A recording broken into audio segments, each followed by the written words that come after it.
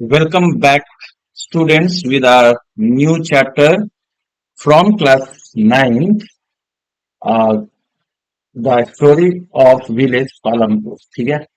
और ये जो है हम लोग देखेंगे आपको इकोनॉमिक्स के अंदर। ठीक है, इकोनॉमिक्स के अंदर। और इकोनॉमिक्स में हम अभी इस चैप्टर के थ्रू कुछ चीजों के बारे में चर्चा करेंगे बच्चों। और ये जो चैप्टर है इसको समझने का प्रयास करें। ठीक है, चैप्टर क्या है? ये कहानी है एक तरह का, एक हाइपोथेटिकल विलेज है। पालमपुर जो है हाइपोथेटिकल विलेज है। ठीक है, काल्पनिक गांव है।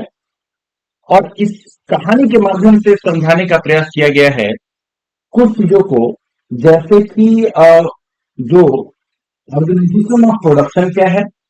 ठीक है, इसमें समझेंगे लेबर क्या होता है, कैपिटल क्या होता है, क्रॉप प्रोडक्शन कैसे होते हैं, ट्रांसपोर्ट यहाँ पर कौन कौन सी यूज किए जाते हैं। कुल मिला कर मैं ये कहूं कि जो गुड्स एंड सर्विसेज है ना, जो गुड्स एंड सर्विसेज है उनका प्रोडक्शन जो होता है वो कैसे होता है, और इन चीजों को प्रोडक्शन में कौन कौन चीजों की रिक्वायरमेंट्स होती हैं। ठीक है, इस चैप्टर में हम लोग डील करेंगे। अब देखते हैं कि सबसे पहले यहाँ देखिए एनसीईआरटी में ये एक चीज खास बात होती है कि वो चीजों को बहुत ही सरल तरीके से लिखने का प्रयास करती है, ताकि बच्चे अगर खुद से अगर उनको सेल्फ स्टडी भी करें ना, तो उनको उनको ये समझ में आएगी, है ना। एक कहानी के माध्यम से समझाने का कोशिश किया गया है इकोनॉमिक्स को। ठीक है, इकोनॉमिक्स के एक पार्ट को एक कहानी के थ्रू स्टार्ट करते हैं हम। ओवरव्यू से इसका सबसे पहले the purpose of the story is to what introduce.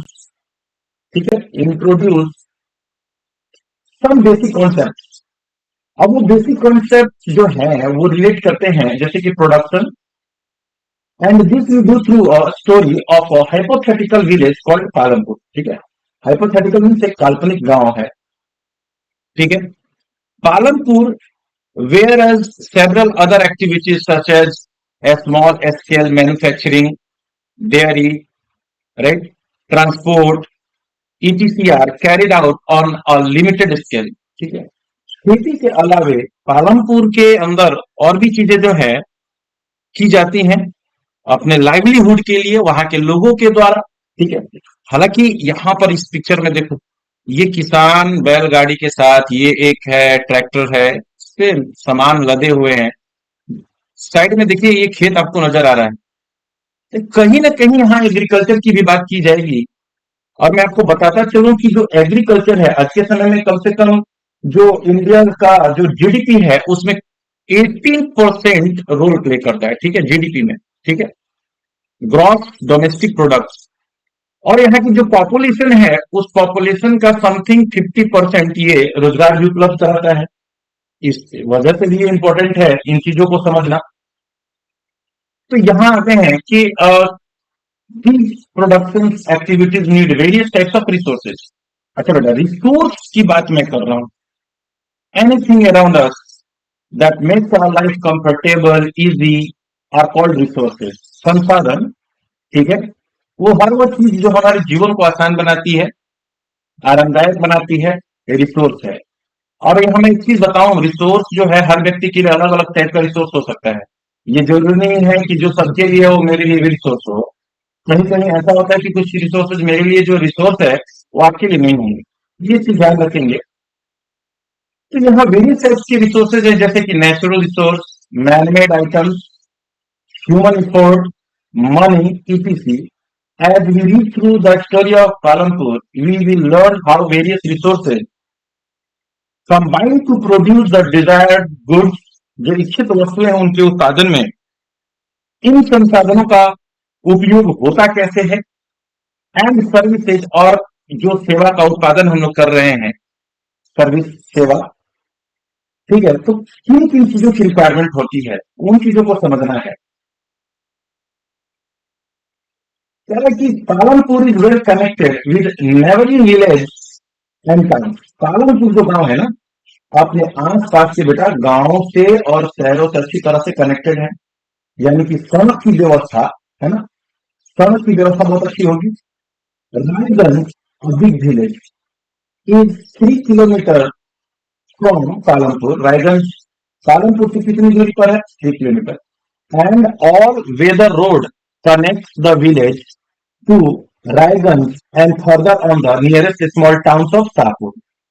अब देखिए यहां पर ऑल वेदर रोड दिया हुआ है, यानी कि जैसे कि 12 मासी इसको कह सकते हैं, ठीक है। गर्मी, जाड़ा, बरसात, किसी भी मौसम में आप इन सड़कों से आसानी से आ जा सकते हैं। यानी कि कच्चा सड़क नहीं है, कच्ची सड़क नहीं है ना, ये मेटल्ड रोड है, ठीक है। यानी कि मैं बोला ना, सड़क की व्यवस्था वहां पर अच्छी है। यहाँ दो जगहों का और एक्स्ट्रा नाम लिया गया, रायगंज का और शाहपुर का, ठीक है। शाहपुर जो है वो एक छोटा सा शहर है। रायगंज जो है एक बड़ा गांव है, ठीक है। Many kind of transport are visible on this road. आप देख रहे होंगे यहाँ पिक्चर में ऊपर जो कि बैलगाड़ी दिखाई दे रही है, ट्रैक्टर दिखाई दे रहा है। इनके अलावे भी यहाँ पर ट्रांसपोर्ट के लिए और भी सुविधाएं हैं, ठीक है, कहा जा रहा है। Transport are visible on this road starting from bullock cart, बैलगाड़ी, टोंगा, घोड़ा गाड़ी, बोगी, वुडन कार्ट होता है जो कि भैंसों के द्वारा खींचा जाता है, loaded with jaggery, gur and other commodities to motor vehicles like motorcycles, jeep, tractors and trucks. तो यहाँ पुरानी जो यातायात के साधन है उनके साथ साथ आज के आधुनिक यातायात के साधन भी दिखाई दे रहे हैं, motorcycles, jeep, tractors and trucks. इस गांव के लोग जो हैं इन वस्तुओं को अपने गांव से शहर या दूसरे गांव में बेचने के लिए, ले जाने के लिए इन ट्रांसपोर्ट का इस्तेमाल करते हैं। This village has about 450 families. यहाँ इस पॉइंट को याद रखिए कि कितने परिवार हैं? 450 परिवार, belonging to several different caste, जो अलग अलग जातियों से संबंधित है। द 80 अपर कास्ट फैमिली, अच्छा, उस जाति के लोगों की संख्या कितनी है? 80 अपर कास्ट फैमिलीज हैं। Own the majority of the land in the village. इस गांव में जमीन ज्यादा किसके पास है? इस 450 परिवार में जो 80 परिवार हैं वो अपर कास्ट के, उनके पास ज्यादा जमीन है। Their houses, some of them quite large, कुछ बड़े कुछ छोटे, और मेड ऑफ ब्रिक, ईंटों से बने हुए हैं। सीमेंट है, प्लास्टरिंग किया गया है। यानी कि मकानों की जो कंडीशन है, ये जो अपर कास्ट के लोग हैं, घर का कंडीशन अच्छा है ना। The S schedule schedule caste, ठीक है, जिनको दलित कहते हैं, कॉम्प्राइज 1/3 ऑफ द पॉपुलेशन। तो 450 में 1/3 जो पॉपुलेशन है वो किसका है? एससी का है, ठीक है। और live in one corner of the village, और गांव के कोने में इनको बसाया गया है, रखा गया है। ये रहते हैं वहां गांव के कोने में, ध्यान दीजिएगा, गांव के कोने में रहते हैं। And in much smaller houses, और इनके पास छोटे छोटे घर हैं, of which are of mud and straw, जो कि घास फूस और मिट्टी के मकान हैं। Most of the houses have electric connection. अच्छा देखिए, इस गांव में एक और खास चीज है, वो ये है कि इस गांव के अंदर इलेक्ट्रिक कनेक्शन है, ठीक है। सड़क की व्यवस्था तो अच्छी है ही, साथ में बिजली का भी अच्छा प्रबंध है। Electricity powers all tube wells. अच्छा, अभी ये जो गांव है और यहाँ जो खेत है, वहां पर सिंचाई का जो साधन है, अब नहर है कि नहीं अभी तो नहीं कह रहा है, लेकिन ट्यूबवेल्स है जो कि इलेक्ट्रिसिटी से चलती है in the field and is use to various types of small business. और इस इलेक्ट्रिसिटी का और छोटे छोटे है ना व्यापार संबंधी कार्यों में इस्तेमाल होता है। पालमपुर है 2 प्राइमरी स्कूल। देखिए यहाँ एजुकेशन की भी फैसिलिटी है बच्चों। 2 प्राइमरी स्कूल, 2 प्राथमिक विद्यालय हैं, एंड 1 हाई स्कूल, और एक उच्च विद्यालय है, ठीक है। यानी कि सड़क, बिजली, शिक्षा, तीनों चीजें यहाँ उपलब्ध दिखाई दे रहा है। There is a primary health centre run by the government and 1 private dispensary where the sick are treated. अच्छा, यहाँ हेल्थ हेल्थ की फैसिलिटी भी है। सरकार के द्वारा एक हेल्थ सेंटर चलाई जा रही है, और एक प्राइवेट व्यक्तिगत रूप से एक डिस्पेंसरी भी चलाई जा रही है जहां बीमार लोगों का इलाज किया जाता है। तो अभी तक हमने देखा यहाँ पर कि रोड, ठीक है, ट्रांसपोर्टेशन की व्यवस्था, ठीक है, इलेक्ट्रिसिटी की व्यवस्था, ठीक है, एजुकेशन की व्यवस्था और हेल्थ, इन सारी चीजों की फैसिलिटी यहाँ गांव में है। The description above shows that Palampur has fairly well developed system of roads, transport, electricity, irrigation, हाँ irrigation की भी है, schools, health center। Compare this facility with those in your near by village. तो अभी की अगर हम बात करें, है ना, 2023 की, तो लगभग बहुत सारे ऐसे गांव हैं जहां ये सारी सुविधाएं हैं। कहीं कम, कहीं ज्यादा हैं, फैसिलिटीज मिली है। ठीक है। The story of Palampur an imaginary village, मैं पहले भी बता चुका हूं कि एक हाइपोथेटिकल विलेज है, will take us through the different types of production activities in the village. अब गांव में खेती के अलावा और कौन कौन से काम होते हैं ये भी देखेंगे। In village across India farming is the main production activity. मैंने कहा अभी कि इंडियन जीडीपी में 18% और अगर एम्प्लॉयमेंट की बात करें तो 50% ये agriculture. The other production activities refer to as non farming activities. अच्छा, फार्मिंग एक्टिविटीज के अलावा यहाँ नॉन फार्मिंग एक्टिविटीज भी होती हैं बच्चों। अब ये नॉन फार्मिंग एक्टिविटीज कौन कौन सी हैं, इनको याद रखना जरूरी है। ठीक है। इन एक्टिविटीज इंक्लूड्स ए स्मॉल मैन्युफैक्चरिंग, छोटे स्तर पर, लघु स्तर पर वस्तुओं का उत्पादन, निर्माण। ठीक है। ट्रांसपोर्ट की फैसिलिटी है, शॉपकीपिंग, दुकानदारी की जाती है। We shall take a look at both these types of activities after learning a few general things about production. चलिए उत्पादन से संबंधित चीजों को आगे बढ़कर देखते हैं। ठीक है। अब आपके स्क्रीन पर दिखाई दे रहा है बच्चों, क्या दिखाई दे रहा है? Organisation of production. ठीक है, organisation of production. The aim of production is to produce the goods and services. Production का मेन एम क्या होता है? प्रोड्यूस करना। क्या प्रोड्यूस करना बेटा? गुड्स यानी कि वस्तुएं, एंड सर्विसेज या सेवाएं, और सेवाएं। दैट वी वांट, जो हमें चाहिए उन वस्तुओं और सेवाओं का उत्पादन, यही प्रोडक्शन का एम होता है। There are four requirements for production of goods and services. ठीक है। किसी भी चीज के प्रोडक्शन के लिए जिनको हम चाहते हैं, उनकी अगर रिक्वायरमेंट की बात करें तो कितनी चीजों की बेसिक रिक्वायरमेंट होती है? चार चीजों की। ठीक है। The first requirement is land, right, and other natural resources such as water, forest, minerals। तो सबसे पहली जो प्रोडक्शन की रिक्वायरमेंट है अकॉर्डिंग टू एनसीईआरटी, ठीक है, वो क्या है? लैंड है, भूमि। The second requirement is labour, ठीक है, श्रम, मजदूर, मजदूरी। That is people who will do the work. भैया जमीन है, काम लगा दो, काम करने वाला नहीं मिलेगा तो कैसे होगा प्रोडक्शन साहब? Some production activities require highly educated workers to perform the necessary tasks. Other activities require workers who can do manual work।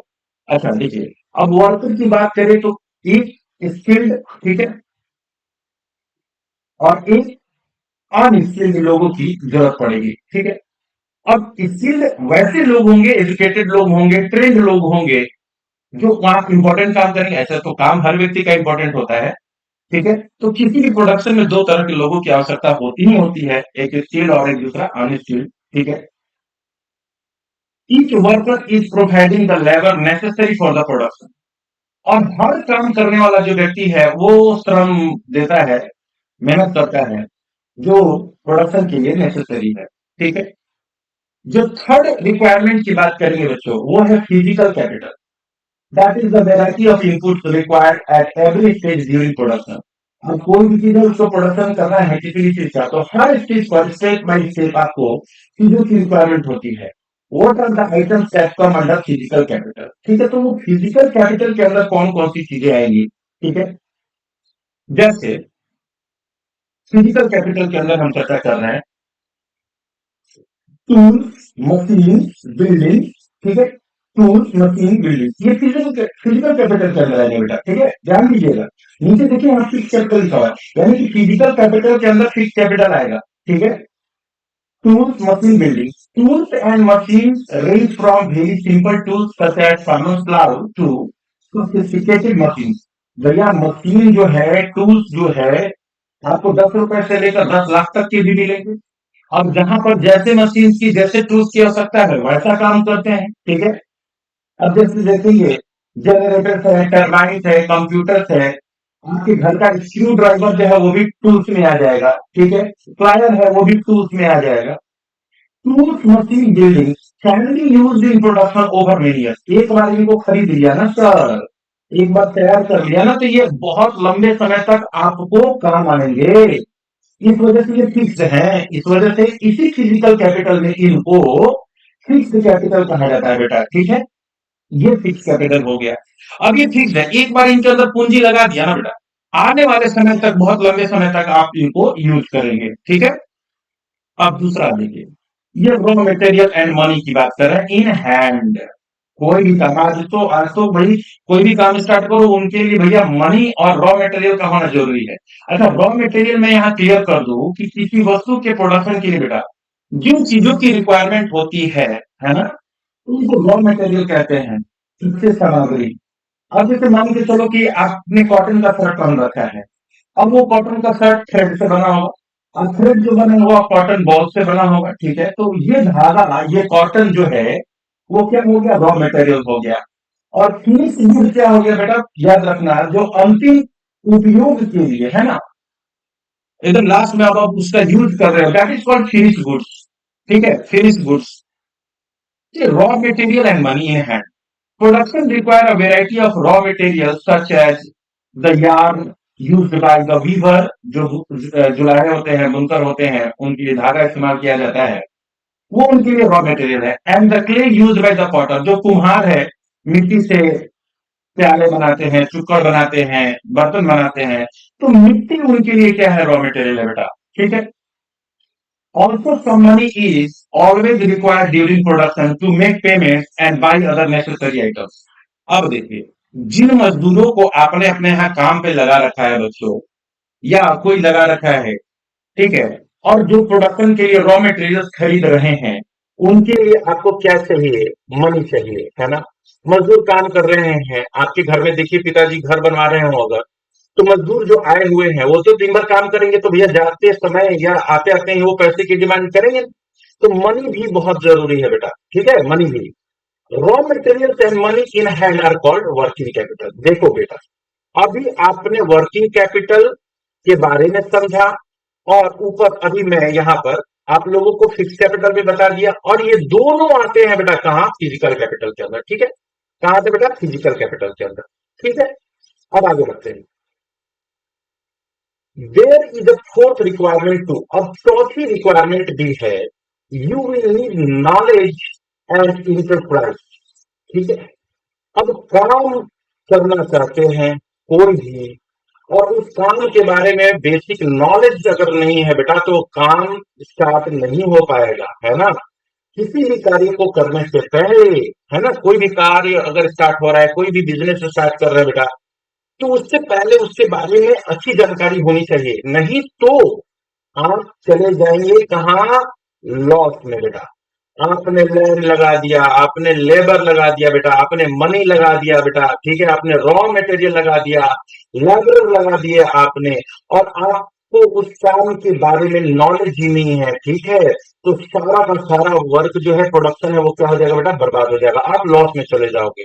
तो बिजनेस का एक रूल होता है, प्रोडक्शन का एक रूल होता है बेटा, मैं बताऊं वो क्या है, कि एकदम बेसिक नॉलेज, आपको हर वो चीज टू एंड फ्रो नॉलेज होनी चाहिए, तभी जाकर आप उस काम को स्टार्ट कर सकते हैं, ठीक है। कह रहा है कि to be able to put together land, labour and physical capital and produce and output, either to use yourself और to sell in the market, ठीक है। अब एक चीज और, मार्केट, बाजार एक बहुत बड़ा इंपॉर्टेंट प्लेस होता है। आपने प्रोडक्शन कर लिया, और आपको बाजार के बारे में कोई जानकारी नहीं है, कि यहाँ पर कैसे प्रोडक्ट सेल होंगे, कैसे प्रोडक्ट यहाँ चलेंगे। आप बना दिए, प्रोडक्शन कर दिए, सारी मेहनत कर दिए, और मार्केट के बारे में आपको जानकारी नहीं बेटा, तो फिर भी आप चले जाएंगे लॉस में। यानी कि मार्केट की स्टडी भी होनी चाहिए एक बिजनेसमैन के द्वारा, ठीक है। These these days is called human, इधर चला गया भैया, कॉल्ड ह्यूमन, ठीक है, कैपिटल, राइट, यहाँ पर, ठीक है, ह्यूमन कैपिटल। अब ह्यूमन कैपिटल क्या होता है भैया, मानव पूंजी कैसे बनेगा, ठीक है। We shall learn more about human capital in next chapter. चलो पढ़ेंगे आगे, लेकिन अभी थोड़ी सी जानकारी आपको दे दूं, डाइजेस्ट कर लेना बेटा इसको।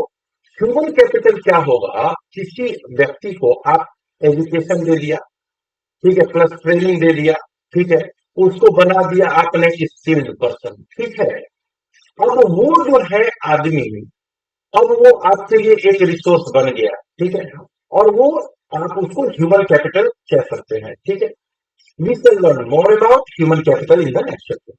इन this picture identify the land, भैया वो तो दिख रहा है ना, जहां ये कंपनी लगी हुई है, जहां ये फैक्ट्री लगी है, लेबर, लेबर ये देखिए काम कर रहे हैं, and fix capital use in production, ये जो मशीनें आपको दिखाई दे रही है बेटा, ये फिक्स कैपिटल हो गई इस पिक्चर के अंदर, ठीक है। चलो आगे देखते हैं। Every production is organised by combining land, labour, physical capital and human capital. Physical capital के अंदर फिक्स कैपिटल देखा बेटा, और वर्किंग कैपिटल देखा, इसको भूल नहीं जाना, याद है, याद रखना बेटा, ठीक है। Which are known as factors of production. अब यहां पर आपका मिल गया 2 नंबर का क्वेश्चन का आंसर बेटा, क्या है? Every production is organise by combining land, labour, physical capital and human capital. इनके बगैर किसी भी चीज का लगभग प्रोडक्शन नहीं हो सकता है, ठीक है। As we read through the story of Palanpur, we will learn more about the first 3 factors of production. For convenience, we will refer to the physical capital as the capital is in this chapter. अब आते हैं, देखते हैं farming in Palanpur, और इस farming in Palanpur के अंदर दिखाई देता है लैंड इज फिक्स। हाँ भैया, सही बात है, हमारी हाइट बढ़ जाती है, प्लांट की हाइट बढ़ जाती है बेटा, जमीन कहाँ बढ़ रहा है? आप कहोगे कि हमारे बाबूजी के पास 4 बीघा खेत था सर, अब 8 बीघा हो गया। तो भैया वो 8 बीघा बॉर्न बीटा पी के नहीं हुआ है बेटा, हॉर्लिक्स पीकर नहीं हुआ है, वो बाबूजी किसी का जमीनवा खरीदे होंगे, समझ गए। लैंड फिक्स है। अब देखो बेटा, तुमको एक चीज मैं बता रहा हूँ, सुनो जरा सा। 1947 के अंदर देश को आजादी मिली, ठीक है। उस समय भी 32,87,263 किलोमीटर स्क्वायर आपके इंडिया का क्षेत्रफल था बेटा। अभी चलो 2023 की बात करते हैं, ठीक है, कितना हो गया है, फिर से पढ़ ले बेटा, निकाल तो गूगल पे, उतना ही है, 32,87,263 किलोमीटर स्क्वायर। बढ़ा क्या? नहीं बढ़ा। कहोगे कि सर हम बढ़ा लेंगे, कैसे बढ़ाओगे? लोग आसपास के पड़ोसी देशों को जीतोगे तभी तो बढ़ेगा। लैंड अपनी जगह पर फिक्स है, उधर कम होगा इधर बढ़ेगा, इधर कम होगा उधर बढ़ेगा। Farming is the main production, chapter की शुरुआत में बताए थे बेटा आपको कि फार्मिंग जो है मेन प्रोडक्शन एक्टिविटी है पालमपुर में, ठीक है। वहां की जनता जो है उसके 75% of the people who are working are dependent on farming for their livelihood. अपने जीविका निर्वाह के लिए वो वहां पर खेती करते हैं बेटा, ठीक। दे कुड बी फार्मर और फार्म लेबरर। फार्मर वैसे हैं जिनके पास अपना जमीन है बेटा, और फार्म लेबरर वो है जिनके पास अपनी जमीन नहीं है, लेकिन वो किसी दूसरे के खेत पर काम कर रहे हैं, समझ में आ रहा है। The well being of this people is closely related to production on the farm. और इनका देखिए, जो भी है जरूरत की चीजें हैं वो उनके खेतों से बागीचों से ही आएगा, ठीक है। But remember that there is a basic constant in raising farm production. अब देखिए, लैंड एरिया को बढ़ा नहीं पाएंगे, क्या प्रोडक्शन को बढ़ा पाएंगे उसी क्षेत्र में? देखते हैं आगे क्या होता है। Land area under cultivation is practically fix है भैया, फिक्स है, कोई शक नहीं। Since 1960 in Palampur there has been no expansion in land area under, ठीक है, कल्टीवेशन। कहा जा रहा है भैया कि 1960 की बात करें, पालमपुर में खेती का जो भूमि है, कृषिगत भूमि जो है, उसमें कोई विस्तार नहीं हुआ बाबू, ठीक है। आगे देखते हैं। By then some of the wasteland in the village had been converted to cultivable land. पहले पड़ती जमीन थी, खाली जमीन थी, उस जमीन का कोई इस्तेमाल नहीं हो रहा था, उस जमीन को किसमें बदल दिया गया? कल्टिवेबल लैंड में। There exist no further scope to increase farm production by bringing new land under cultivation. फिर कोई स्कोप दिखाई नहीं दे रहा था कि कैसे प्रोडक्शन को बढ़ाया जाए, क्योंकि जमीनवा तो बाबू ठीक है, लेकिन बाबू देखो पॉपुलेशन जो है ना, पॉपुलेशन दिन प्रतिदिन क्या होता जा रहा है? बढ़ता जा रहा है। मैं बार बार एक चीज कह रहा हूं बच्चों, जब भी क्लास लेता हूं कहता हूं कि पहला पॉपुलेशन, ठीक है, और एक चीज है पॉलिटिक्स, ठीक है, और एक चीज है बेटा पॉल्यूशन, ठीक है। इन तीन चीजों पर कंट्रोल कर लोगे ना, तो भैया आपके देश का कंडीशन वैसे भी सुधर जाएगा। हालात ज्यादा खराब नहीं है, कहीं कहीं है, कहीं कहीं नहीं है। ठीक है, तो इन चीजों पर कंट्रोल कर लेंगे ना, तो हर चीज हर कंडीशन में बहुत ज्यादा सुधार होगी। ठीक है, तो आप तर्क दे देंगे कि सर जी पॉपुलेशन से क्या नुकसान है, वो तो आने वाले समय में पता चलेगा बेटा। ठीक है ना। चलो आगे देखते हैं, अभी चर्चा नहीं करेंगे इन चीजों पर, आगे की वीडियोज में चर्चा करेंगे, आगे देखते हैं। ठीक है, कह रहा है, यहां देखेंगे, is there a way one can grow more from the same land, का उतना ही जमीन के टुकड़े पर ज्यादा से ज्यादा उत्पादन किया जा सकता है। जी साहब, किया जा सकता है। एक कहानी पे चलते हैं। 1960 के दौरान बेटा, आपको याद होगा, पढ़े होंगे आपने किताबों में, हमारे यहाँ चला था green revolution by M S Swaminathan. मैं कोम्बू सांब शिव स्वामीनाथन इनका पूरा नाम था। ग्रीन रिवोल्यूशन को इंट्रोड्यूस किया था 1960 के दौरान। ठीक है बेटा, वही उसी के बाद से फिर साइंटिफिक खेती वगैरह चलना शुरू कर दिया। क्या है कि is there a way of one can grow more from the same land, क्या है देखते हैं। In the kind of crops grown and facilities available, Palanpur would resemble a village of the western part of the state of Uttar Pradesh. ठीक है, all land is cultivated in Palanpur, जितनी भूमि है वहां उस सब पर कल्टीवेशन होता है।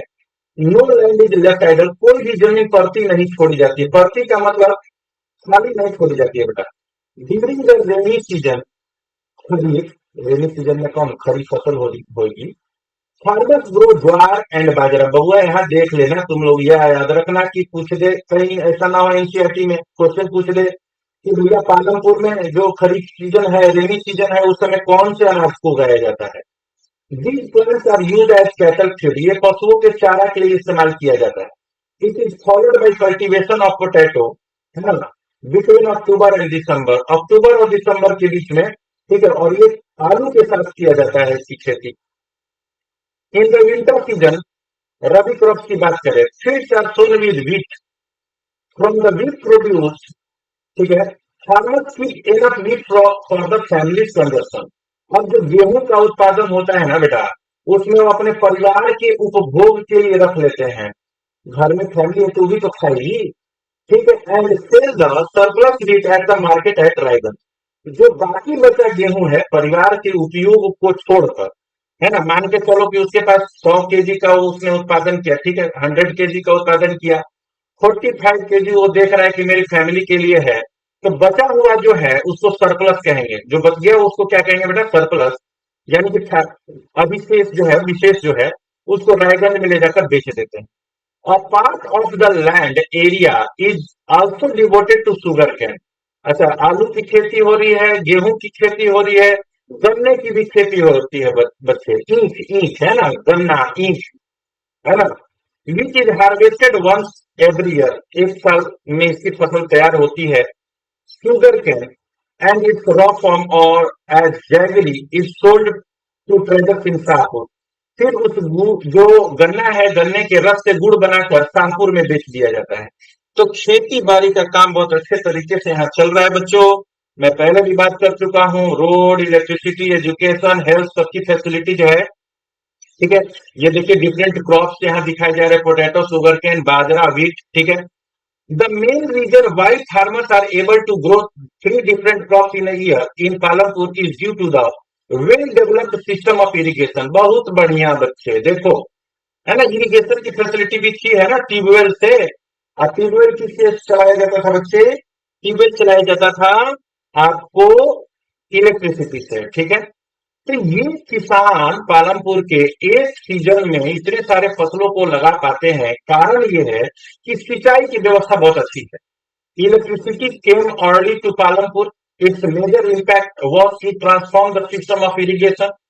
Persian wheels were till then used by farmers to draw water from the wells and irrigate small fields। अब पर्शियन जो व्हील्स है, रहट जानते हैं, रहट गोल चक्का होता है, इसके अंदर छोटी छोटी बाल्टियां लगाई जाती है, ये कुएं में रहता है। ठीक है, इसको घुमाने पर पानी बाहर की ओर गिरता था। ठीक है, उस समय पुराने समय में इस तरह से खेती की जाती थी, ठीक है, सिंचाई की व्यवस्था की जाती थी। लोग नहरों के ऊपर डिपेंड करते थे। पहले के किसान वर्षा के ऊपर डिपेंड करता था भाई, ठीक है। अब तो ट्यूबवेल चलाकर अंडरग्राउंड वाटर जो है भूमिगत जल का उपयोग किया जाता है, ठीक है ना। चलिए, still they were used by farmers to draw water from the wells and irrigate small fields. People saw that the electric run tube wells could irrigate and a much larger areas of land more effectively. जो tube wells है ना, ज्यादा से ज्यादा जमीन के जो टुकड़े हैं आसानी से कम समय के अंदर उनकी सिंचाई हो जाती है और सही तरीके से सिंचाई हो जाती है। The first few tube wells were installed bye the government. जो यहाँ पर कुछ शुरुआत के ट्यूबवेल्स है ना वो सरकार के द्वारा स्थापित की गई। Soon, however, farmers started setting up private tubewells। फिर लोगों ने अपने व्यक्तिगत तरीके से खरीद खरीद कर लगाने लगे। As a result by mid 1970s, 1970 के मध्य तक the entire cultivated area of 2 hectare was irrigated. और 1970 मिड तक आते आते 2 हेक्टेयर जो 200 हेक्टेयर जो लैंड है वो इससे इरिगेट होना शुरू हो गया। देखो यहाँ पर क्या कह रहा है कि not all village in India have such high levels of irrigation. सही बात है, भारत में हर गांव में जो है इरिगेशन की इतनी अच्छी फैसिलिटी नहीं है, जैसा कि आप पालमपुर के बारे में पढ़ रहे हैं, ठीक है। Apart from the riverine plains, coastal region in our country are well irrigated. In contrast plateau region such as the Deccan plateau have low levels of irrigation, ठीक है ना, जहाँ पानी की व्यवस्था नहीं है। Of the total cultivated area in the country, a little less than 40% is irrigated even today, ठीक है। कितना होता है? 40% ही। In the remaining areas, farming is largely dependent on rainfall, वर्षा पर ही निर्भर करता है। और भाई जो अंडरग्राउंड आप वाटर लेते हो ना, तो वो भी तो रेनफॉल से ही है ना। शिपिंग करके जाकर अंडरग्राउंड में जाकर स्टोर होता है, उसी वाटर को आप फिर यूज करते हैं, हमारे किसानों के द्वारा यूज किया जाता है। To grow more than one crop on a piece of land, ठीक है, during the year is known as multiple cropping. देख बबुआ, 1 नंबर का क्वेश्चन यहाँ छिपा हुआ है, ठीक है, ऐसे पढ़ेंगे, ठीक है। 1 नंबर का क्वेश्चन यहाँ छिपा हुआ है। To grow more than one crop, right, on a piece of land during the year, ठीक है, उसी खास समय के अंदर एक भूमि के टुकड़े पर एक से अधिक फसल जो लगाने की प्रक्रिया होती है उसको मल्टीपल क्रॉपिंग कहते हैं। It is the most common way of increasing production. और ये सबसे सामान्य सा तरीका है इंक्रीज करने का। किसको इंक्रीज करने का बेटा? प्रोडक्शन को। On a given price of land, all farmers in Palampur grow at least 2 main crops। Many are growing potatoes as a third crop in the past 15 to 20 years। 2 crop तो आम की बात हो गई, तीसरी फसल भी लगाई जाती है आलू की बीते 15 से 20 वर्षों में। आगे बढ़ते हैं। ये देखिए, यहाँ पर एक टेबल दिया है 1.1, ठीक है, इसको देख लेना बेटा। 1950 की बात की जा रही है ना। मिलियन हेक्टेयर था, इतना 120 कल्टीवेटेड एरिया था, मिलियन हेक्टेयर में दे रहा है। 120 मिलियन हेक्टेयर पढ़ेंगे कल्टीवेटेड एरिया था।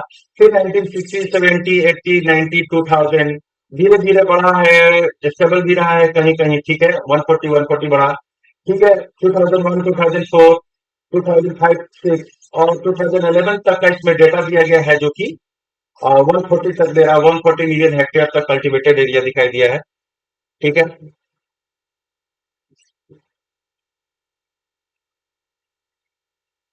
देखो यहाँ एक क्वेश्चन दिया है, ठीक है, कि it is important to increase the area under irrigation. Why? क्यों जो क्षेत्र है उसको इरिगेशन बढ़ाया जाना चाहिए, जो और भी क्षेत्र जो बाकी हैं जहां तक इरिगेशन की फैसिलिटी नहीं है वहां तक पहुंचाने की आवश्यकता है, आखिर क्यों? मैं शुरुआत में ही बोला हूं, ड्यू टू बदबू पॉपुलेशन, ठीक है। पॉपुलेशन बढ़ेगी बेटा, डिमांड बढ़ेगा, डिमांड को फीड करना पड़ेगा, आपको इंपोर्ट एक्सपोर्ट भी करना है ना। चलिए आगे बढ़ते हैं। You have seen that one way of increasing production from the same land is by multiple cropping। 1 नंबर का क्वेश्चन मिला।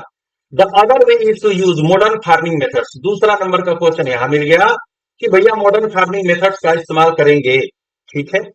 चलिए, फॉर हायर यूज, अधिक उत्पादन के लिए मॉडर्न फार्मिंग मेथड्स का इस्तेमाल करेंगे, ठीक है। मॉडर्न फार्मिंग मेथड्स का इस्तेमाल करेंगे। Yield is measured, ये देखो, yield is measured as crop produced on a given piece of land during a single season। एक सीजन के अंदर उस जमीन के टुकड़े पर जो उत्पादन किया गया है उसको यील्ड कहते हैं। यील्ड को बेटा हिंदी में उपज कहते हैं। क्या कहते हैं? उपज कहेंगे। आगे बढ़ो। टिल द मिड 1960s, 1960 के मध्य की अगर बात करें, the seeds use in cultivation और traditional ones with relatively low yield.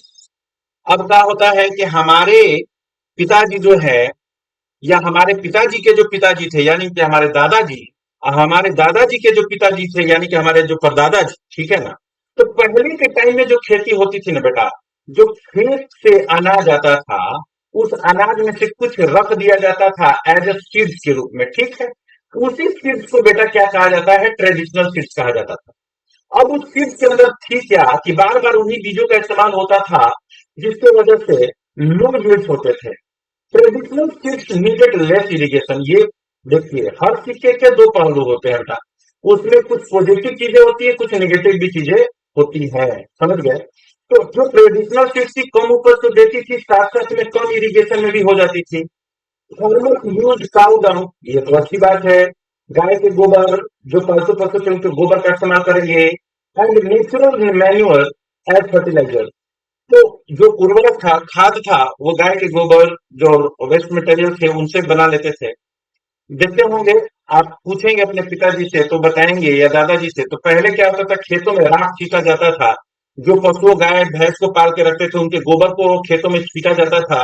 कहीं ना कहीं वो जो गोबर होते थे खेतों की फर्टिलिटी, जो खेत की मिट्टी है उसकी फर्टिलिटी पावर को बढ़ाते थे, है ना? All these were readily available with the farmers who did not have two by them. अब क्या होता है, ये गांव में है, आसानी से उपलब्ध हो जाते थे। इसका एक नेगेटिव पॉइंट ये होता था कि इनको, इनका ट्रांसपोर्टेशन उतना आसानी से नहीं हो पाता था, रख रखाव उतना अच्छा से नहीं हो पाता था। ठीक है, मैंने कहा कि हर चीज के दो पहलू होते हैं, कुछ चीज के पॉजिटिव पॉइंट्स होते हैं, कुछ चीजों के नेगेटिव पॉइंट्स होते हैं। आइए देखते हैं यहाँ पर।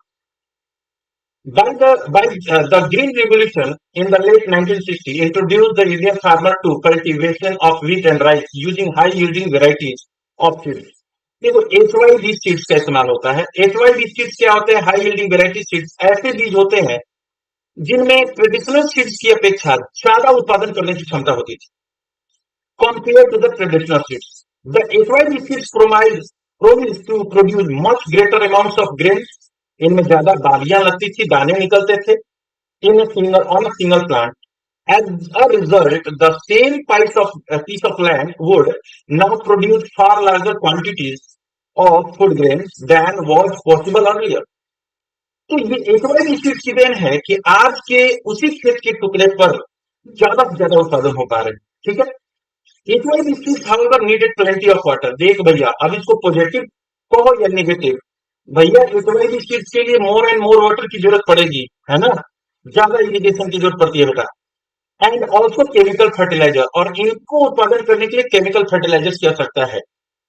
अब ये तो भैया डर है कि आने वाले समय में ऐसा न हो कि हमारे खेत की जो नेचुरल फर्टिलिटी पावर है, बहुत ज्यादा केमिकल फर्टिलाइजर का इस्तेमाल करने की वजह से धीरे धीरे वो नष्ट ना हो जाए।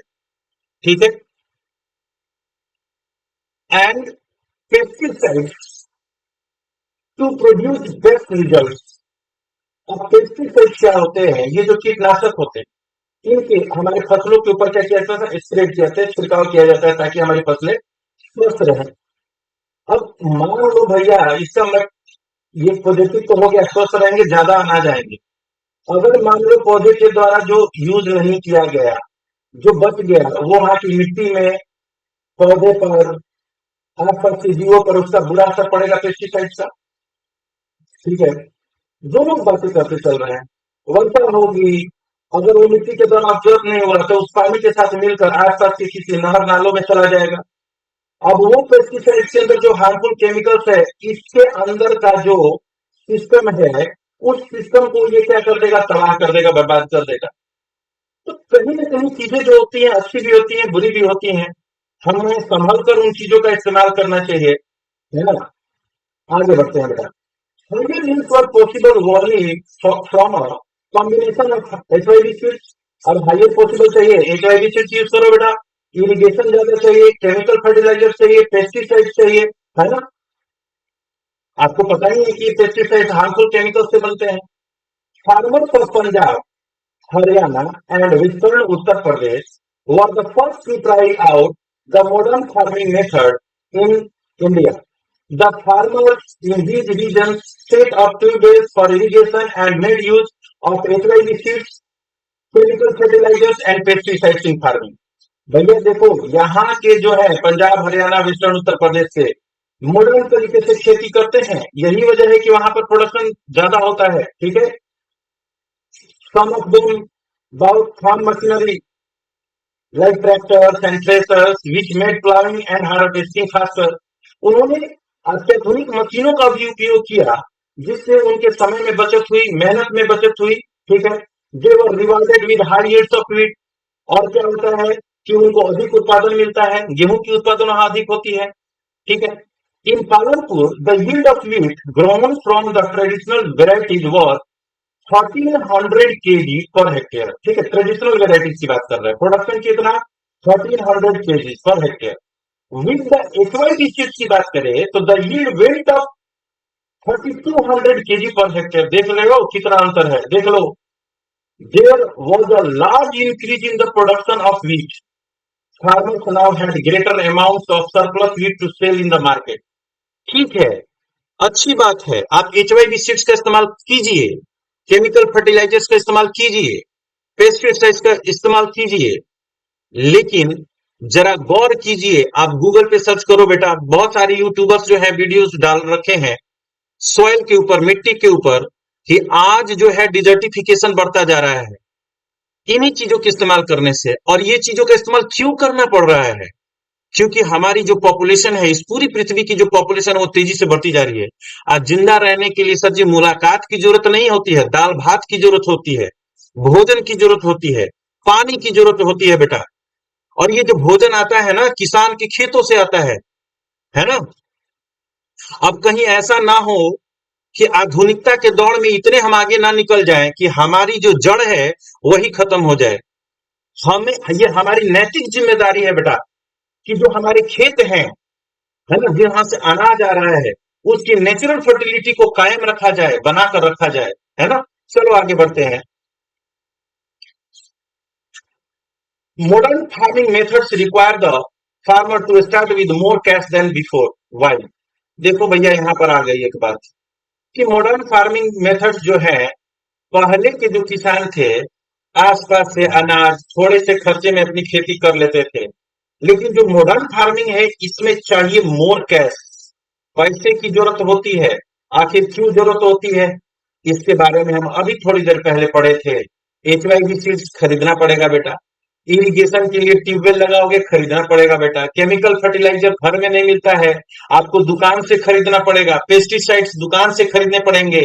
पहले जो प्लॉविंग का काम होता था, लेबलिंग का काम होता था बेटा, वो अपने घर में पालतू पशु जो गाय, जो बैल, भैंस पाल के रखे थे उनसे हो जाता था। आज ट्रैक्टर से जरूरत पड़ गई, ट्रैक्टर या तो आप भाड़े पर लोगे या फिर खरीदना पड़ेगा। These are the reasons why we are going to use more cash in modern farming methods. Okay, ये हो गया। ठीक है, अब जो है ये देखते हैं कि विल द लैंड सस्टेन। ठीक है, इसके बारे में देखेंगे, इन चीजों के बारे में आप पढ़ते हैं। आपको किताब लेकर बैठना होगा, पढ़िए, वीडियो देखिए, पढ़िए, वीडियो देखिए, रिवीजन करते रहिए, तभी अच्छे से समझ में आएगा, है ना।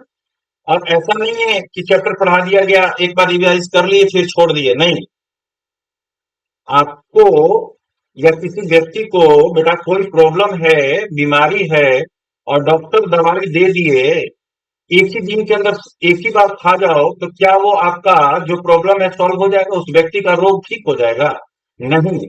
रिवीजन समय समय पर करते रहना चाहिए, है ना। चलिए, will the land sustain, land being a natural resource. ठीक है भैया, नेचुरल रिसोर्स है, it is necessary to be very careful in its use. बड़ी सावधानी से इसका उपयोग करिए। अब काहे कीजिए, ऐसा काहे कहा जा रहा है? देखो बेटा, पॉपुलेशन बढ़ती जा रही है और एग्रीकल्चरल जो फील्ड है बेटा उसकी संख्या कम होती जा रही है। कैसे कम होती जा रही है? सड़क बना दिया गया। आप आसपास जिस शहर में, जिस गांव में आप रहते हो बेटा, देखो कि जिस खेत में कल तक अनाज का उत्पादन होता था बेटा, आज उसी खेत में मकान बन गया, पोस्ट ऑफिस बन गया, पुलिस स्टेशन बन रहा है, मॉल्स बन रहे हैं, है ना।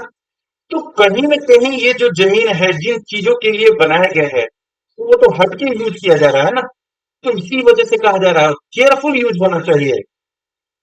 Scientific reports indicate that the modern farming methods have overused the natural resources base. ये साइंटिफिक रिपोर्ट्स बता रहे हैं, है ना, चीख-चीख के बता रहे हैं कि भैया जो यूजफुल जो लैंड है, वो कहीं न कहीं उसके साथ-साथ नेचुरल रिसोर्स का भी हम लोगों ने क्या कर लिया बेटा? एक्सप्लॉइटेशन कर लिया। क्या कर लिया? एक्सप्लॉइटेशन कर लिया, ओवर यूज कर लिया बेटा, ठीक है?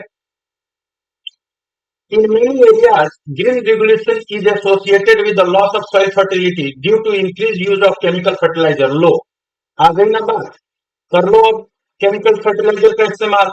आने वाले समय में मुझे तो ऐसा लगता है कि खेतों में एक लेयर बिछानी पड़ेगी बेटा, है ना, किस चीज की? केमिकल फर्टिलाइजर, उसके ऊपर बीज डालने पड़ेंगे।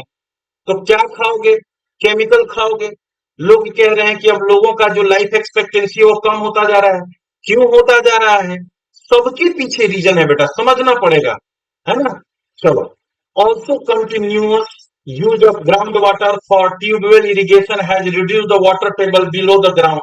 गर्मी का समय आएगा, समर सीजन आएगा, ठीक है, आया, लेयरें भाग गई। क्या कहते हैं आसपास के ग्रामीण इलाकों में लोग? लेयर भाग गया। अरे लेयर नहीं भागा है साहब, वहां पर जो आपने पाइप डाला था ना, वो पानी नीचे की तरफ है, पानी यहां तक था, आपने उसको ओवर यूज किया, तो पानी का लेवल, जो लेवल है वो तो नीचे जाएगा ही जाएगा। ऊपर से आपने फॉरेस्ट को क्या कर दिया? हम लोगों ने फॉरेस्ट को तबाह कर दिया, बर्बाद कर दिया। ठीक है, कहां से वर्षा होगी बताइए, है ना? मॉडर्न फार्मिंग मेथड के नाम पर जो अंडरग्राउंड वाटर है उसका इस्तेमाल किया, पानी को तो बर्बाद किया गया। ठीक है, लोग घरों में मोटर चलाकर भूल जाते हैं, पानी बाहर गिर रहा है।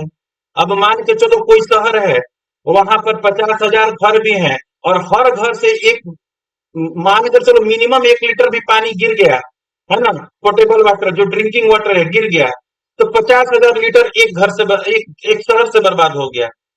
ठीक है, और एक बूंद की, एक गिलास पानी की क्या इंपॉर्टेंस होती है, उससे पूछो जो 2 घंटे बस में ट्रेवल किया हो बिना पानी पिए, उसका गला सूख रहा, अब लग रहा हो कि अब मर जाएगा, तब मर जाएगा, है ना? तो भैया जल को बचाइए, जल का संरक्षण कीजिए। ठीक है, वाटर टेबल गिरता जा रहा है। Environmental resources like soil fertility and ground water are built up over many years. और आपको पता है कि ग्राउंड वाटर का लेवल जो बरकरार होगा, या सॉइल की जो फर्टिलिटी बरकरार होगी, उसको बहुत समय लग जाता है बेटा। ठीक है, सोच समझ के इस्तेमाल करना है अब हम लोगों को, और नहीं तो आने वाले समय में जो हमारी फ्यूचर जनरेशन है, वो गालियां देंगी, वो कहेंगे कि हम लोग के लिए तो कुछ भी नहीं छोड़ा, सब बर्बाद कर दिए आप लोग। Once destroyed it is very difficult to restore them. एक बार अगर ये बर्बाद हो गए, तो भैया रीस्टोर तो भगवान भरोसे ही है। We must take care of the environment to ensure future development of agriculture. ठीक है, लगा लो खेतों में आप कल कारखाने, लगा लो फैक्ट्रियां, जो खेत अनाज देने के लिए है, वहां लोहा लकड़ वाली मशीनें लगा रहे हो। ठीक है, लगा लो, है ना, पैसे कमा लो। लगता है कि 2,000 का 500 का नोट अगर चबा लेने से भूख मिट जाएगी, वही कर लो। भैया भूख तो मिटेगी अनाज से, और अनाज कहाँ आता है? खेतों से आता है बेटा। और खेत अनाज तभी देंगे जब वहां की मिट्टी फर्टाइल होगी, उन लोगों की इरिगेशन के लिए वाटर की अवेलेबिलिटी होगी बेटा। ठीक है, चलिए आगे बढ़ते हैं। ये देखो खेतों का कंडीशन, अभी कुछ बड़े खेत कुछ छोटे खेत दिखाई दे रहे हैं, इसका भी कुछ ना कुछ प्रभाव पड़ता है प्रोडक्शन पे। ठीक है,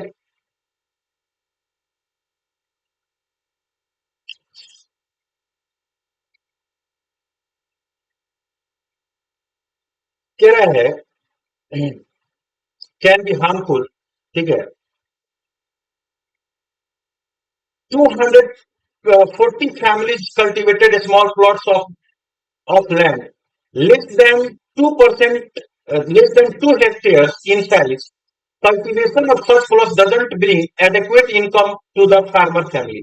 अब देखिए, जमीन जो है कहीं बड़ा उसका प्लॉट, कहीं छोटे प्लॉट है। अगर ये प्लॉट सब सेम साइज के होते, इस कहने की ये जो है ना सेंटेंसिंग जो पैरा है, इसका कहने का ही मतलब है कि अगर सेम साइज के होते तो प्रोडक्शन सही होता, मेहनत उतने ही मेहनत में ज्यादा से ज्यादा प्रोडक्शन होते हैं, उतने ही खर्चे में ज्यादा से ज्यादा प्रोडक्शन होते हैं। ये जो भूमि का बंटवारा है, ये जो सही ढंग से नहीं हुआ, इसका कहीं ना कहीं प्रोडक्शन पे भी बुरा असर पड़ता है। ठीक है। कह रहा है कि how is land distributed between the farmer of Palampur. देखिए, you must have realised how important land is for farming. आपको पता है कि भैया खेती के लिए भूमि का कितना महत्व है। अनफॉर्चुनेटली, दुर्भाग्यवश, not all the people engage in agriculture have sufficient land for cultivation. और कुछ व्यक्ति ऐसे हैं जिनके पास बहुत ज्यादा जमीन है, कुछ व्यक्ति ऐसे हैं जिनके पास कम जमीन है। In Palampur about one third of the 450 families are landless. अब कहा जा रहा है कि 450 परिवार है, उसमें वन थर्ड जो है भैया लैंडलेस है, भूमिहीन है, जमीनें नहीं है। That is 150 families. Most of them Dalit have no land for cultivation. और बहुत सारे गरीब गुरबे हैं, दलित हैं, जिनके पास जमीनें नहीं है। On the remaining families who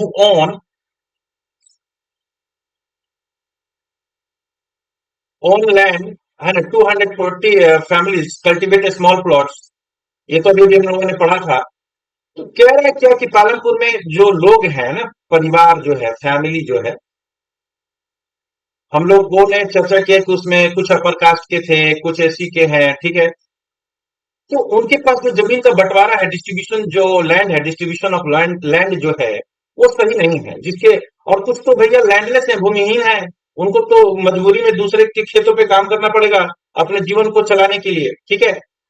You can see the large numbers of small plots scattered around the village। ठीक है। अभी अभी इस पिक्चर में यहाँ देखिए, आपने देखा इन छोटे छोटे जमीन के टुकड़ों को। ठीक है, ये ठीक है, और ये देखिए कुछ बड़े बड़े जमीन के प्लॉट्स हैं। You can see the large number of small plots scattered around the village in the picture. These are cultivated by the small farmers. On the other hand, more than half of the area of the village is covered by plots that are quite large. And in Palampur, there are 60 families of medium and large farmers who cultivate more than 2 hectares. इनके पास ज्यादा जमीन है। A few of the large farmers have land extending over 10 hectares or more। और कुछ तो ऐसे हैं जहां से 10 हेक्टेयर से भी ज्यादा है।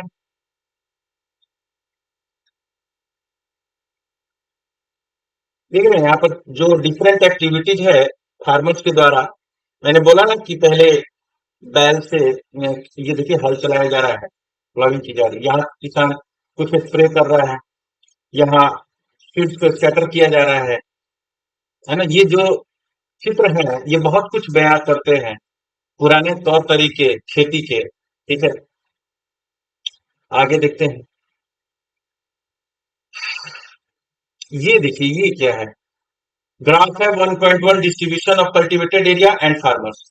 ये देखिए, ये जो कलर देख रहे हो यहाँ दिया गया है स्मॉल फार्मर्स, जिनको बताया जा रहा है कि वो किसान हैं जिनके पास लेस देन 2 हेक्टेयर जमीन है।